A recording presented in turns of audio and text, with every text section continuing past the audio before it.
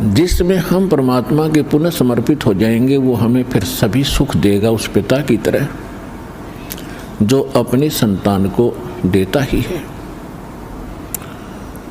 तो आपके ऊपर एक विशेष रहम किया है दाता ने, ऐसे समय में मानुष जीवन दिया और फिर पिछले शुभ संस्कार आपके यहाँ प्रेरित करके लाए हैं।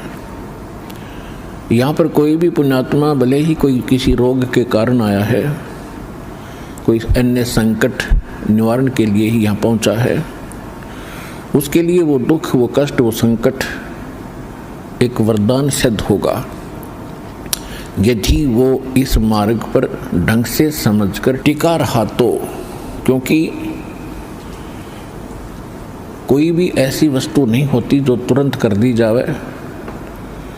एक संकट आपका आशीर्वाद से निवारण कर भी दिया और आप संतुष्ट हो गए और चले गए, फिर आए नहीं, वो तो एक का दुख दूर हुआ। आपके जीवन में ना जाने कितने संकट और आने शेष हैं,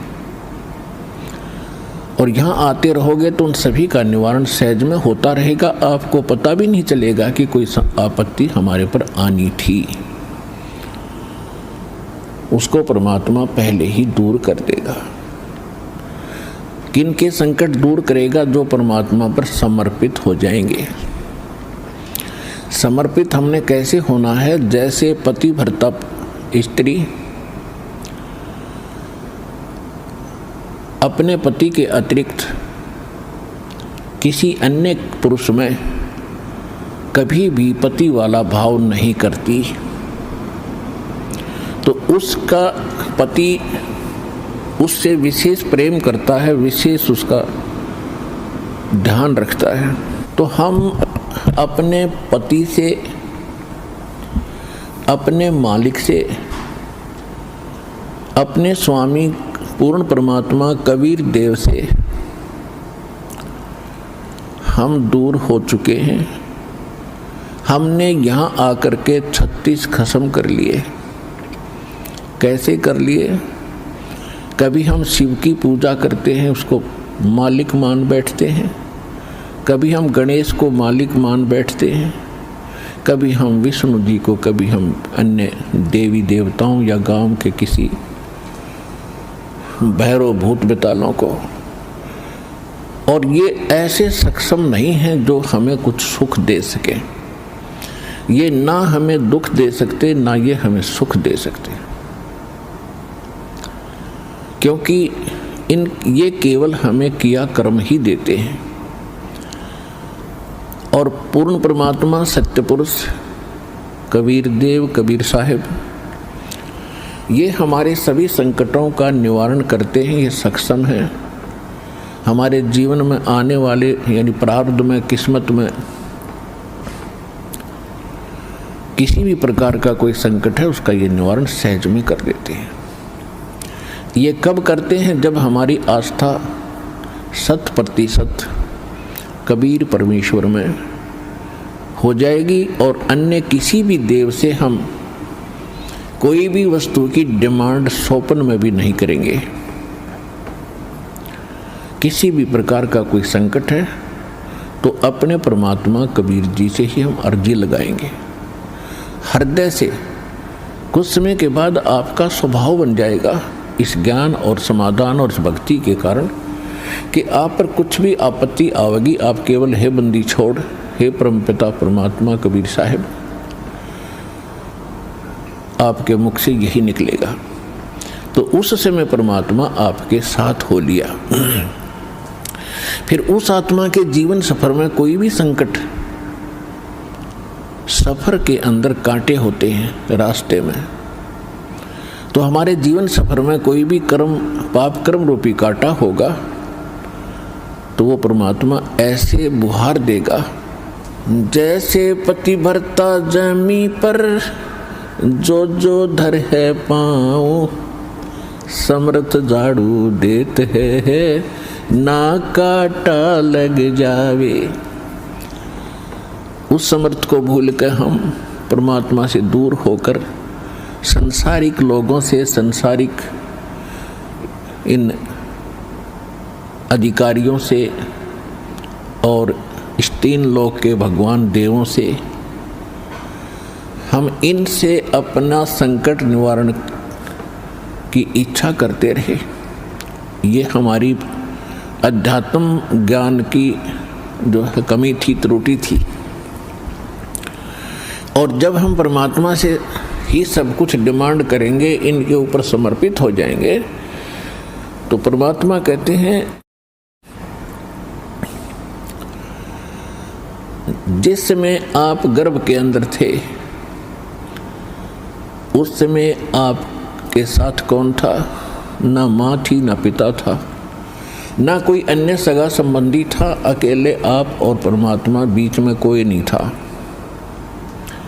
उस समय आप सीधी पुकार कर रहे थे, हे परमात्मा मुझे इस नरक से निकाल दे। माँ के गर्भ में बहुत पीड़ा होती है। उस पीड़ा को हम बाहर आने से भूल जाते हैं, क्योंकि त्रिगुण में माया, इन तीनों गुणों के प्रभाव से हम बहुत ज़्यादा प्रभावित होकर के अचेत हो जाते हैं। वो पिछली सब शुद्ध बुद्ध समाप्त हो जाती है। और परमात्मा आप कितना साक्षी है कि अंदर माँ के पेट में आपको उसने पाला। माँ के गर्भ से बाहर आने से पहले आपकी कैसी व्यवस्था कर दी, वो कितना चिंता करता है आपकी। दांत नहीं थे तो माँ के स्तन में दूध भेज दिया, और उससे पहले एक टोपा दूध नहीं था माँ के स्तन में। जो परमात्मा इतना भविष्य की आपकी चिंता करता है, और बाहर आकर के आप स्वयं इतने इंटेलिजेंट बन गए, चतुर बन जाते हो, धनी बनने के लिए, अपनी सुरक्षा करने के लिए, अपने को सुखी बनाने के लिए लोगों को लूटते हो, रिश्वत लेते हो, चोरी करते हो, डाके मारते हो। आप भगवान के विधान को भूल गए, आपको याद नहीं है। जो परमात्मा आपकी इतनी केयर टेक करता है, इतनी देखभाल पहले से चिंतित है, तो अब कौन सा वो दूर है आपसे। आपको केवल प्रारब्ध तो मिलेगा ही मिलेगा जो आपकी किस्मत में लिखा है। उसको तो उसको भी मिलेगा जो भक्ति नहीं करते। लेकिन भक्ति करने का उद्देश्य मूल यही होता है, आत्म कल्याण हो, और इस जीवन में हमारा कोई पाप कर्म हो, कोई कष्ट आना हो, उसका भी निवारण हो। तो उसका निवारण तो एक ही से हो सकता है, उस परम पिता परमात्मा पूर्ण ब्रह्म से। अन्य भगवान, अन्य ये देव वो संकट निवारण नहीं कर सकते। पाप के हमारे किस्मत में लिखे हुए कर्म को वो नहीं समाप्त कर सकते, वो भोगना ही पड़ता है। केवल कबीर देव, कबीर साहब, ये हमारे इन पाप का नाश कर सकता है, हमारे जीवन को सुखी कर सकता है। तो क्या बताते हैं, उस समर्थ की रीझ छुपाई, अब कुल कुटुंब से राता, गर्भ के अंदर बचन भरे थे, कहाँ गई वो बात। अब देखो परमात्मा फिर आकर हमें सचेत करते हैं, क्योंकि काल ने तो हमारे ऊपर पर्दा डाल दिया, बुद्धि पर पत्थर गेर दिए। माँ के गर्भ से बाहर आते ही हम सब कुछ भूल गए, नए सिरे से पढ़ाई जाती है। ये तेरा चाचा, ये तेरी चाची, ये तेरी माँ, ये तेरे पिता, मामा, ये बुआ, और कै खे गड़े, ये नए सिरे से पढ़ाई जाते हैं। हम इतने जो है अचेत हो जाते हैं, और परमात्मा फिर आकर हमें फिर नए सिरे से याद दिलाते हैं कि उस समर्थ की रीझ छुपाई। उस समर्थ ने आपके ऊपर प्रसन्न होकर के आपकी प्रार्थना सुनी। रीझ माने खुश होकर के आप पर जो रहम किया, वो रीझ आपके ऊपर प्रसन्न हुए। उस समर्थ की रीझ छुपाई, वो भूल गया तो उस मालिक के उस रहम को। अब कुल कुटुंब ते राता, अब भूल गया ये तेरा बेटा या कोठी या कार, ये मेरा, ऐसे वैसे सारा दिन इसी भूल भुलैया में जीवन नाश कर रहा है। और गर्भ के अंदर बचन भरे थे, कहाँ गई वो बात। अब परमात्मा याद दिलाते हैं, अब कहाँ गई वो तेरी बात। जब नुका था माँ के पेट में, कि हे परमात्मा एक बार मुझे बाहर निकाल दे, कभी भी गलती नहीं करूँगा, आपकी याद गणी रखूँगा और आप पर पूरा विश्वास करूँगा। निर्वाह के लिए कार्य करते समय भी आपकी याद कभी नहीं भूलूँगा। और अब हम क्या करते हैं, केवल सांसारिक इन कार्यों में सारा जीवन लगाते हैं। भगवान की याद तो कभी कोई चर्चा करता तभी आती है, ना तो स्वप्न में भी ना आती है हमारे को। तो उसके लिए क्या बताते हैं कि वो परमात्मा जब आपको माँ के गर्भ में भी सुरक्षित रखता है, आपके बाहर आने से पहले आपके आहार के लिए माँ के स्तन में दूध भेजता है, तो आगे आने वाले जीवन में जो तूने जैसा किया है उसमें क्या वो कमी करेगा। तो इस आधार से भी हमने उन बुराइयों से हट जाना चाहिए जो हम स्वयं धनी बनना चाहते हैं।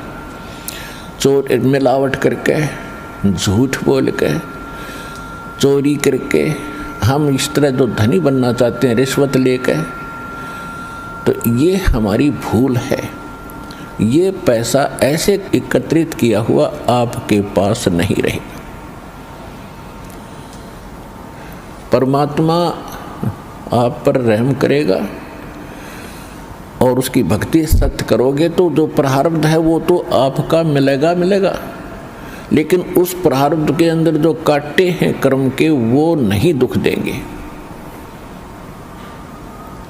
और फिर प्रारब्ध से अधिक भी देगा, क्योंकि परमात्मा के पास वो समर्थ है, उनके पास एक वीटो पावर है, वो केवल कबीर साहब के पास है। जैसी आपकी श्रद्धा और लगन देखेगा, विश्वास और दृढ़ता देखेंगे, तो आपको किस्मत से अधिक भी देंगे, अच्छा भी देंगे, और आपके पाप रूपी कर्मों के कांटों को भी वो पहले ही निकाल देंगे। आप तक तो आने भी नहीं देंगे। वो जब आप पर समर्पित हो जाओगे उनके ऊपर कैसे समर्पित होंगे, और फिर वो कैसे करेगा।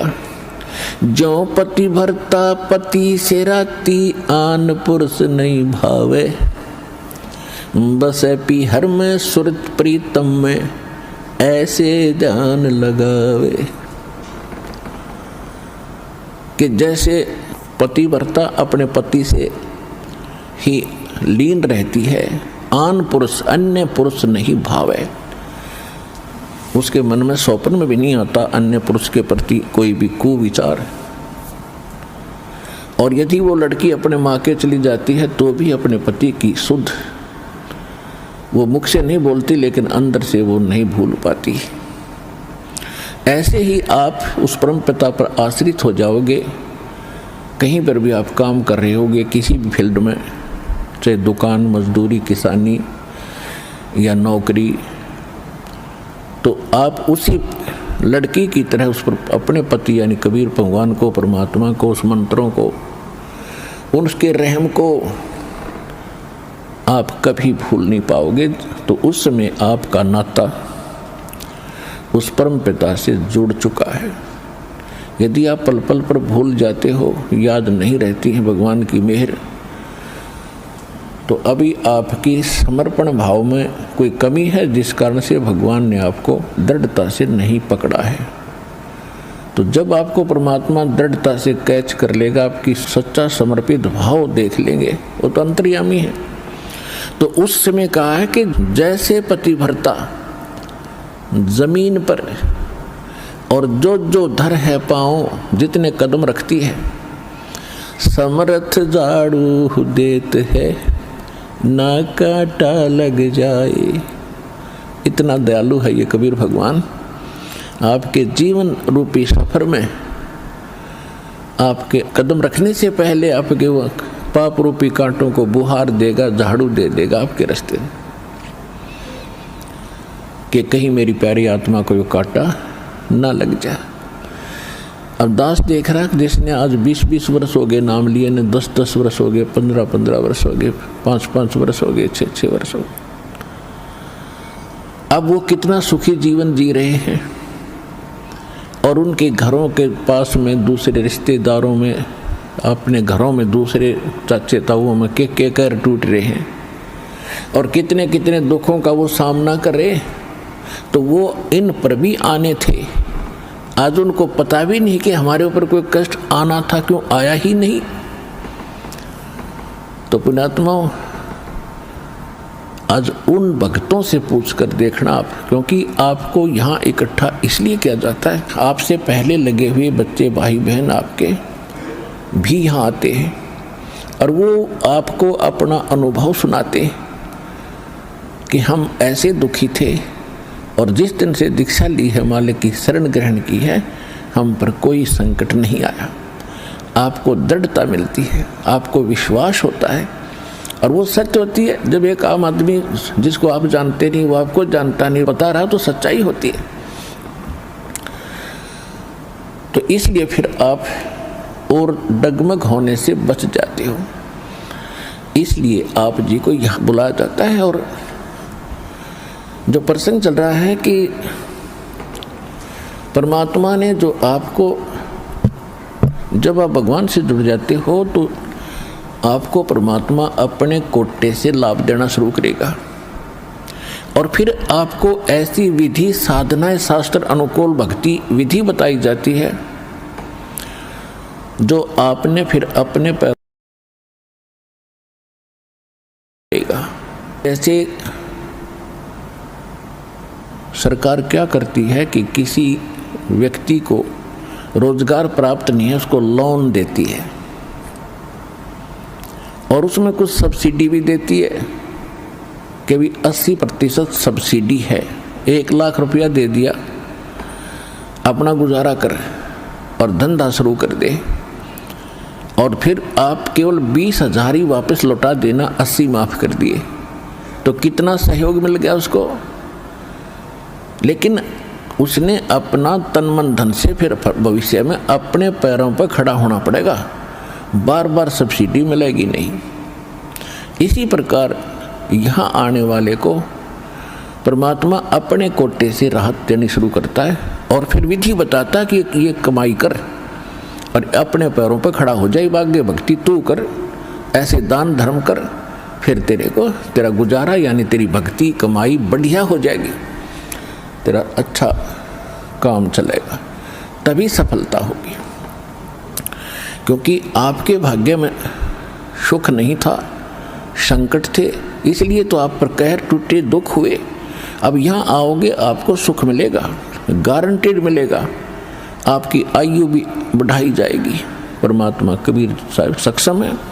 लेकिन आप हृदय से चाहोगे, ऊपरले मन से आओगे तो उतना ही लाभ मिलेगा। आप हृदय से चाहोगे और समर्पित हो जाओगे परमात्मा से अतिरिक्त, इस कबीर साहब से अतिरिक्त कोई और इष्ट में आप स्वप्न में भी ध्यान नहीं लगाओगे, तब ये परमात्मा आपका हाथ पकड़ेगा। और समर्थ जब हाथ पकड़ लेता वो छोड़ता नहीं। तो इसलिए आप जी यहाँ आने से पहले इस ज्ञान को समझें और हमारे मूल उद्देश्य को समझें कि हम क्या बताना चाहते हैं। हम केवल यहाँ संकट निवारण और रोग निवारण के लिए नहीं बैठा दास, ये तो एक्स्ट्रा देते हैं आपको, ये तो आपको रूंगे में देते हैं, रूंगे में, ये सौदे में नहीं।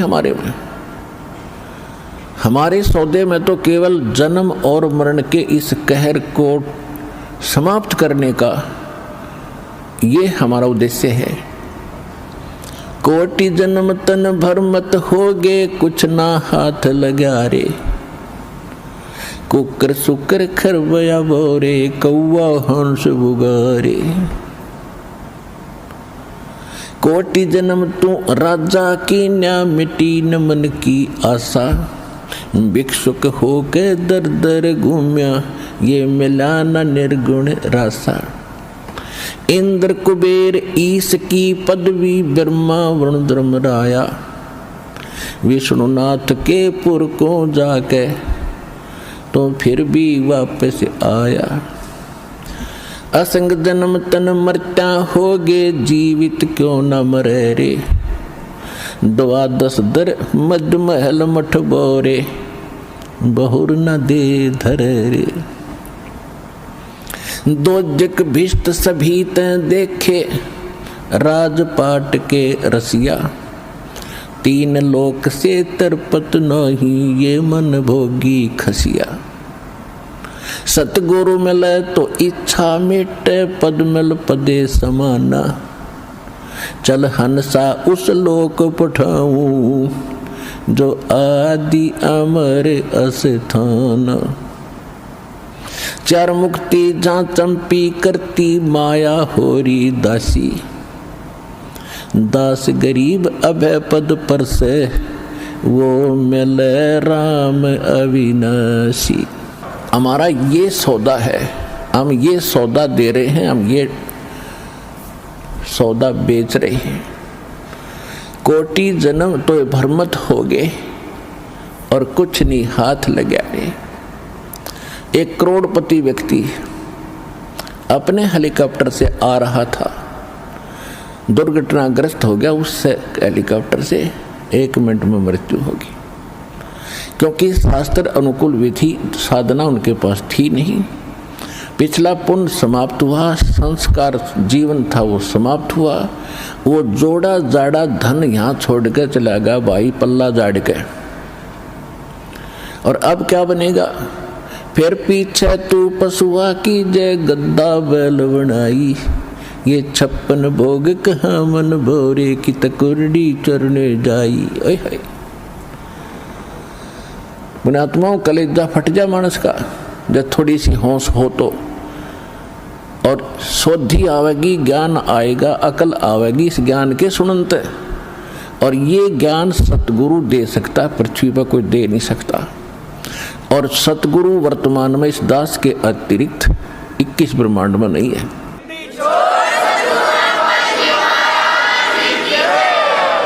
जो परमात्मा का कृपा पात्र हो। तो क्या बताया जा रहा है कि कोटि जन्म तन भ्रमत हो गए कुछ नहीं हाथ लगाए। कुकर कुत्ता, सुकर सुअर, खरगदा और कौवा हंस बुगारे, ना जाने कितने पशु पक्षियों के शरीर आपने धारण किए, कितने कष्ट उठाए। राजा भी बना, देवता भी बना। आप जी को दास ने बहुत बार दिखाया है महावीर जैन जी का इतिहास। वो 60 करोड़ बार गधा और 30 करोड़ बार कुत्ता, ओए होए, और ना जाने घोड़े बिल्ली नपुंसक करोड़ों बार बना। और कुछ बार राजा भी बना, 80 लाख बार देवता भी बना। 80 लाख बार 80 लाख बार देवता बना और 60 करोड़ बार गधा बन गया। गधा तो एक बना बतेरा, सारी अकड़ निकल जा जीव की। तो खाक देवता बना, फिर गधा बन के खड़ा हुआ। What is this? ये काल की भूल भुलैया, मूर्ख बना रखे अपने को। यहाँ मेहनत करो, मजदूरी करो, साधना करो, और ऊपर काल के होटल में उसका नाश करके, काल ने होटल खोल रखे ऊपर स्वर्ग इन सभी देवताओं ने। और आप किसे ही टैक्स लेकर आपसे एक्स्ट्रा चार्ज कर करके ये मनमान्य रेट लगाते हैं। वहाँ पर आपकी पूंजी से ही अपना गुजारा कर रहे हैं। यह सारा कंजूस देश है, कंजूस लोक है, यहाँ कोई भी सक्षम नहीं है। एक ही स्थान है जिसमें किसी चीज़ का अभाव नहीं है। वहाँ कोई टैक्स नहीं है, वहाँ कोई कष्ट नहीं है। ये 5 तत्वों से बना हुआ शरीर नहीं है। वो बिना नाड़ी का शरीर एक तत्व से बना हुआ है। उसमें वर्ग अवस्था नहीं है, उसमें मृत्यु नहीं है। वहाँ सारे भरे भंडार हैं। अब जैसे आप यहाँ आते हो सतलोक आश्रम बरवाला, जिला हिसार, हरियाणा में, आप यहाँ सारा दिन देखते हो कैसे आपका टाइम जाता है। सत्संग होता है 2 समय, बाकी सत्संग होता है 4 घंटे 5 घंटे में, और बाकी 19 घंटे आप 6 घंटे सो भी लेते हो। बाकी समय कितना जाता है आपको पता भी नहीं चलता, कब रात हुई कब सुबह हुआ। कभी चर्चा करते हो अपने भाई बहनों से, कभी भगवान की चर्चा करते हो, कभी सिमरन करते हो, समय गया। और यहाँ बना बना सारा सामान आपको तैयार मिलता है, ना कोई टेंशन किसी प्रकार की। तो यहाँ तो शरीर 5 तत्वों का आपका इस करके पूर्ण शांति नहीं मिल पाती, क्योंकि एक तो आहार बिगड़ गया हमारा। आहार कैसे बिगड़ गया कि जितना भी आज अन्न बनता है इसके अंदर किस प्रकार के खाद डाले जाते हैं, और फिर उनको खाकर हम शरीर में हमारे एक विशेष बेचैनी सी सबका बनी रहती है। और वहाँ ऐसा शरीर नहीं है, इतनी शांति, परम शांति है वहाँ पर उस सतलोक के अंदर। तो वहाँ आपको सारी चीज़ बनी बनाई मिलेंगी, जो भी इच्छा करोगे, जिस भी प्रकार की जो खाद्य पदार्थ वहाँ उपलब्ध है, आपको 1 सेकंड में वही उपलब्ध हो जाएंगी। फिर अपना वहाँ विकार है ही नहीं, राग नहीं, द्वेष नहीं, शरीर ऐसा नहीं जिसमें ये अपने आप ही कोई न कोई दुख बना रहता है, कोई टेंशन बन जाती है, कोई बीपी हाई कभी लो हो जाता है। वहाँ ऐसा नहीं है। तो हम जो सौदा यहाँ पर करते हैं वो ये है,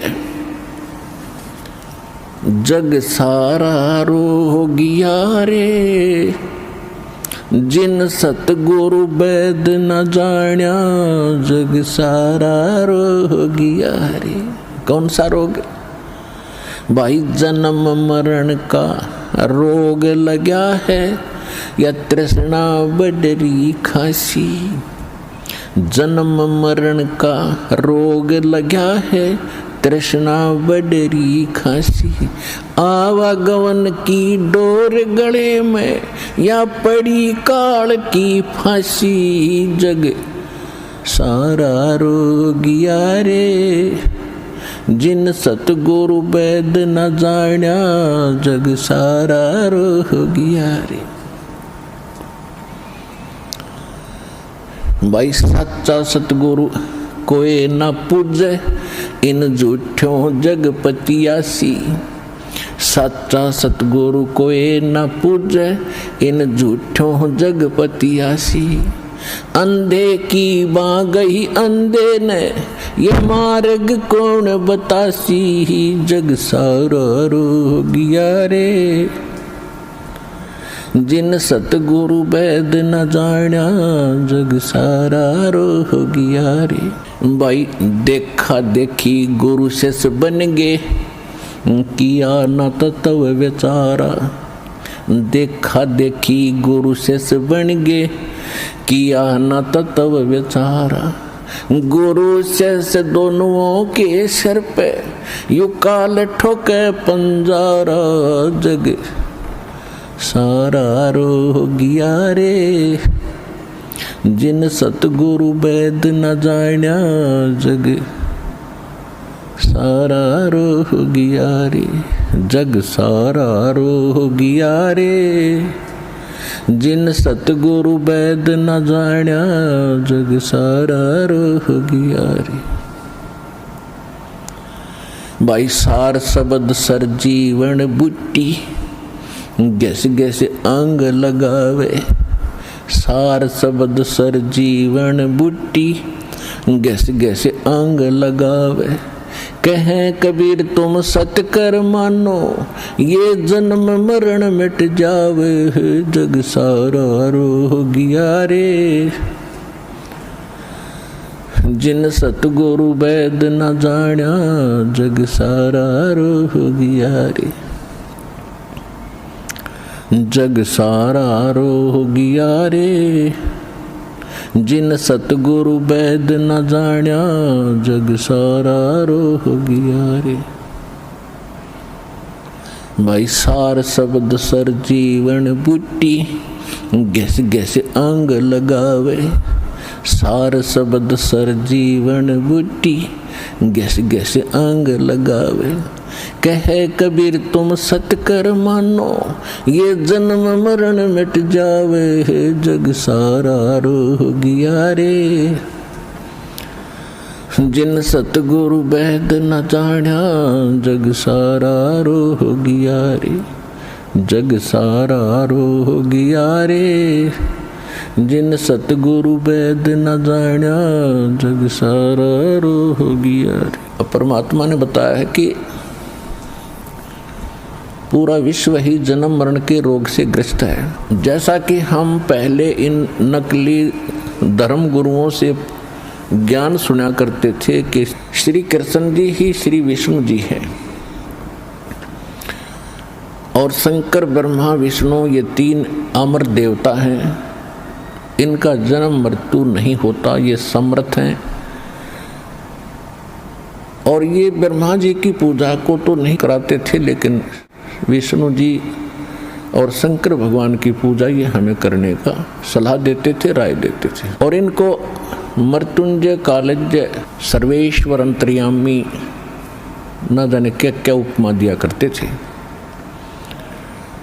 अब जब परमात्मा ने दया की हम पर, हमारे को सद्बुद्धि दी, हमें ये ज्ञान हुआ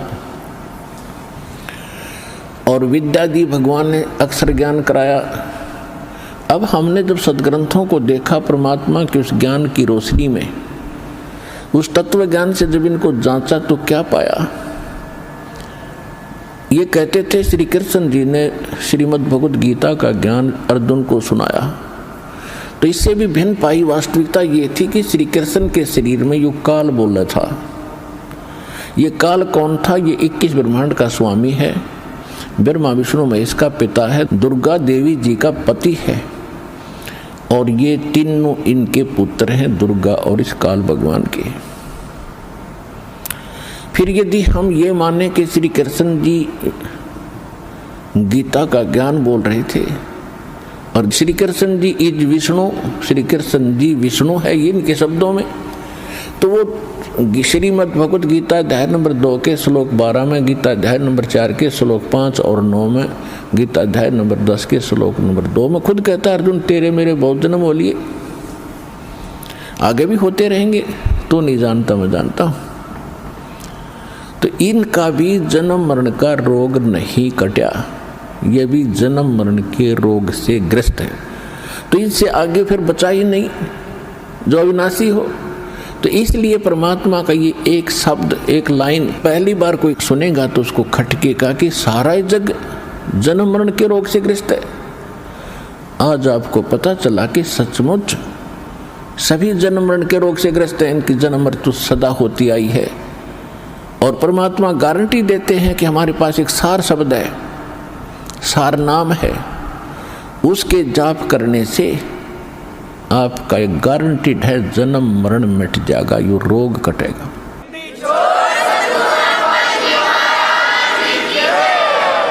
ये जड़ी, ये औषधि, ये सर्जीवन बूटी अभी तक प्राप्त नहीं थी और जिन महापुरुषों को मालिक ने प्राप्त कराई उनसे वचनबद्ध कर दिया था कि अभी इसको नहीं बताना, नहीं तो काल के दूत भी यही ज्ञान और यही भक्ति बताएंगे और इनके द्वारा दिए गए ये मंत्र, ये जड़ी काम करेगी नहीं, क्योंकि अधिकारी नहीं है। अधिकारी के बिना कोई भी कार्य सफल नहीं होता, ये आपको खूब पता है। तो परमात्मा कहते हैं कि धर्मदास मेरी लाख दुहाई, और ये सार नाम, सार शब्द कहीं बाहर ना जाए। सार शब्द बाहर जो पढ़ी बिचली पीढ़ी हंसनी तरही, इस सार शब्द को तब तक छुपाई जब तक द्वादश पंथ मिट जाए। ये कलयुग बीते 5505 तब ये मेरा वचन होगा सच्चा। क्या कि चौथा युग जब कलयुग आई तब हम अपना अंश पठाई और काल फंद छूटे नर लोई, सकल सृष्टि परवानी कोई, ये वचन कहे थे भगवान ने।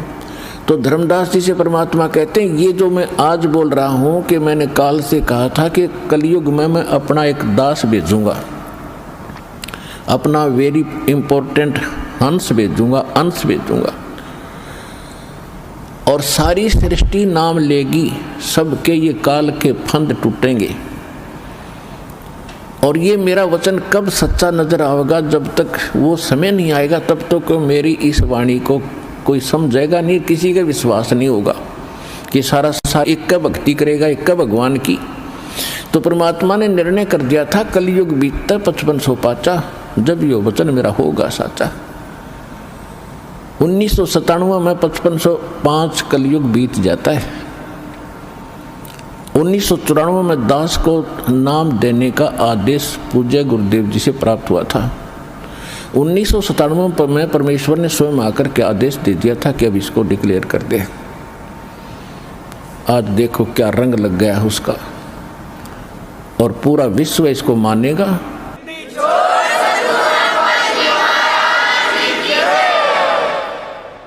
परमात्मा ने कहा था कि सोहम शब्द हम जग में लाए। सोहम शब्द तो बहुत पहले से डिक्लेयर कर रखा है, भगवान ने शिव जी को दे रखा है। शंकर भगवान इसी का जाप करते हैं, इनके शिष्य हुए थे। सोहम शब्द हम जग में लाए, लेकिन ये किसी वेद शास्त्र में नहीं है। सोहम शब्द ना गीता में, ना वेद में, ना पुराणों में। पुराण तो इनकी बनाई हुई है ऋषियों की, ये अगर वेदों से मेल नहीं खाती कोई यूज नहीं उनका। वेद प्राचीन ग्रंथ हैं, उनमें कोई सोहम नाम नहीं मिलेगा आपको। और परमात्मा ने आकर डिक्लेयर किया है, और यही ऋग्वेद मंडल नंबर 9 सूक्त 95 के मंत्र 2 में स्पष्ट किया हुआ है कि वो परमात्मा अपनी वाणी के द्वारा बोल बोल के ज्ञान सुनाता, सबको प्रेरित करता भक्ति के लिए, और वो भक्ति के गुप्त नामों का आविष्कार करके देता है। परमात्मा कहते सोहम शब्द हम जग में लाए, और सार शब्द हमने गुप्त छुपाए। तो ये परमात्मा ने कहा कि सार शब्द सर जीवन बूटी, गैस गैस अंग लगावे, कहे कबीर तुम सत कर मानो, ये जन्म मरण मिट जावे। ये सार शब्द से मिटना था जन्म मरण, और ये अभी तक गुप्त रखनी थी। तो अब ये वो समय आ गया है कि आपका ये जन्म मरण का रोग नाश होगा। तो हमारा उद्देश्य है, यहाँ पर जो मूल सौदा हम बेचते हैं, हम जो देते हैं आपको, जो सौदा करते हैं आपसे कुछ नहीं लेते, आपसे केवल समर्पण होना ही हम मांगते हैं कि परमात्मा पर समर्पित हो जाओ। और इस भक्ति को जो मंत्र आपको दिए गए सारे, अब कहने का भाव ये है कि और जो दूसरे आपके संकट हैं, ये तो हम आपको वैसे निवारण करेंगे। जैसे रूंगा बोलते हैं, रूंगा रूंगे में देंगे, रूंगे में, वो सौदे में नहीं आता रूंगा, वो तो एक्स्ट्रा दिया जाता है। जैसे पुराने समय में, अब तो वो समाप्त हो गई सिस्टम। पहले गांव में इतनी दुकानें नहीं होती थी, बाहर के फेरी लगाने वाले आते थे, कोई टिंडे बेचा करता, कोई घिया, कोई तोरी, कोई आम, या कोई बेर बेचने वाले आते थे। तो हमारी दादी जी एक बेला भर के, कटोरा भर के गेहूँ का या चनों का, जो भी उपलब्ध होती थी, कणक, किसान घर में जन्म था हमारा, और वो ले जाती थी, पूछती थी भाई कैसे देता है ये, जैसे टिंडे कैसे देता है सब्जी के लिए। तो कहता था ताई गेहूँ के 2 बार देता हूँ, एक प्लेट में गेहूँ डाल दिए और 2 बार उसके इक्विवेलेंट उसके बराबर टिंडे तोल कर डाल दिए, सौदा हो गया, बराबर हो गया जो सौदा था। फिर हमारी दादी जी कहा करती रूंगा और दे भाई, वो एक टिंडा उठा कर और दे देता। तो वह कहती ना और दे, वो 1-2 और दे देता। यानी वो था रूंगा, वो सौदे में नहीं था, एक्स्ट्रा लाभ लिया हो। तो यहाँ जो आपके संकट, दुख, रोग किसी भी प्रकार के हैं, तो ये सौदे में नहीं हमारे में, ये तो रूंगे में देंगे आपको, ले ये भी ले ले, ये भी ले।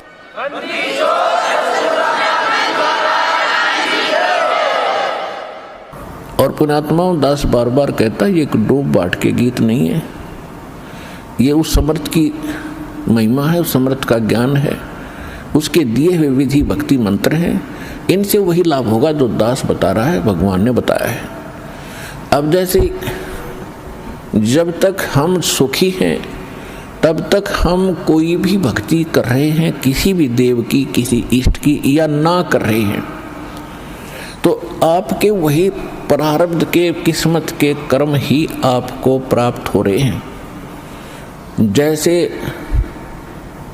किसी ने इन्वर्टर की बैटरी चार्ज कर रखी है, वह फुल हो ली और फिर चार्जर लगाया नहीं, तो वह फिर भी काम कर रही है, चार्जर हटा रखा है, चार्जर है ही नहीं आसपास भी, और ना चार्ज लगाने की कोई बिजली उपलब्ध है, तो फिर भी वो चल रही है, खूब काम कर रही है, पंखे भी, लाइट भी खूब चल रही है। तो जब तक वो बैटरी चार्ज है तब तक तो नो प्रॉब्लम, और जब वो बैटरी होगी डिस्चार्ज फिर प्रॉब्लम, नथिंग एल्स। तो पूर्व जन्म के जिसके जितने संस्कार पुण्य कर्मी, जितने उसने बैटरी चार्ज कर रखी है, कोई प्रधानमंत्री बना है, कोई राष्ट्रपति बना किसी देश का, कोई IAS IPS डॉक्टर इंजीनियर जज, या कोई सेठ बना है, कोई अच्छा किसान बना है, कोई अच्छा दुकान चल रही है, कोई वैसे किसी के बच्चे अच्छे हैं, कोई नौकरियां प्राप्त हैं, तो ये उनकी पिछले जन्म की बैटरी चार्ज है, वही चल रही है, आगे चार्जर नहीं है। और जब आगे चार्जर नहीं है तो वो बैटरी जब तक पूर्व जन्म की चलेगी, फिर कैर टूटने लगेंगे, जब दुख शुरू होंगे वो पुण्य खत्म हो जाएंगे। हमारे जीवन में पुण्य और पाप दोनों साथ हैं। जब तक पुण्यों का दौर चलता है तो हम सोचते हैं हम बिल्कुल सुखी हैं, और ये भी सोचते हैं हम ऐसे ही निभाएगी, ऐसे ही चलेगी। और जब वो पुण्य समाप्त हो जाते हैं, वो बैटरी डिस्चार्ज हो जाती है, और फिर पाप का दौर शुरू होता है। फिर हम भटकने लगते हैं, क्योंकि जो पूजाएं आप कर रहे थे उनसे तो राहत मिली ही नहीं, उनके करते करते ये दुख और संकट आ गए आप पर। तो तब आपको उन पूजाओं में अविश्वास हो गया जो आप पहले कर रहे थे। फिर आपको किसी ने बताया कि उस मंदिर में मत्था टेकने से लाभ होता, आप फिर वहां जाते हो। किसी ने आपको बताया कि वैष्णो देवी जाओगे, वहां पहुंचोगे तो आपको बड़ा लाभ मिलेगा, आप वहां पहुंच गए। यानी वो जो साधना पहले कर रहे थे वो छोड़ दी। फिर आपको किसी ने बताया बालाजी जाइए, आप फिर वहां जाते हो।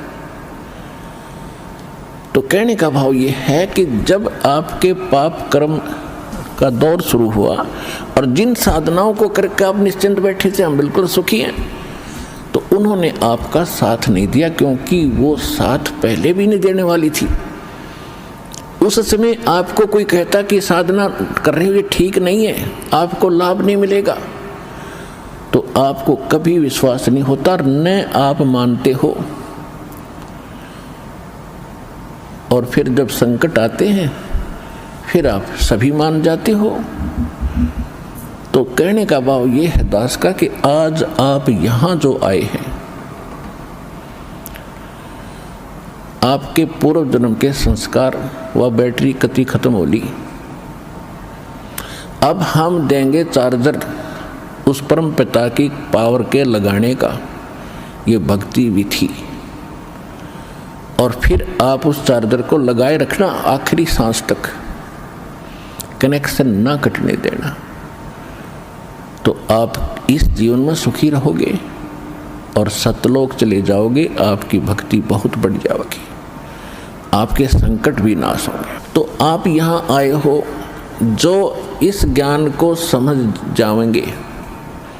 यहाँ पर दो प्रकार के प्राणी पूरा लाभ उठाते हैं। एक तो ज्ञान समझ कर आते हैं, और दूसरे जो सब जगह भटक भ्रम लिए और कहीं से लाभ मिला नहीं, और फिर वो यहाँ टिक जाएंगे, अकोर की तक ठिकाना नहीं, सब जगह जा लिए। तो फिर उनकी व्यवस्था होगी, मजबूरी होगी यहाँ आने की, और यहाँ आते रहे तो वो लाभ मालिक देगा। फिर हम ज्ञान सुनाते हैं यहाँ बैठाकर आपको।